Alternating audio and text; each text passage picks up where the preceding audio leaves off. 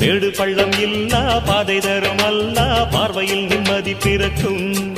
அன்று மக்காவில் உதித்தது ஜோதி, அதில் உண்டாச்சு உலகுக்கு நீதி. நாம் எல்லோரும் அல்லாவின் செல்வம் எடுத்து நல்வாக்கு எப்போதும் சொல்வோம். அட தன்னன்னா தன்னன்னா தன்னன்னான தன தன்னன்னா தன்னன்னா தன்னன்னா அட தன்னன்னா தன்னன்னா தன்னன்னான தன தன்னன்னா தன்னன்னா தன்னன்னா.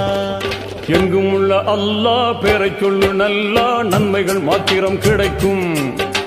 மேடு பள்ளம் இல்லா பாதை தரும் அல்லாஹ் பார்வையில் நிம்மதி பிறக்கும்.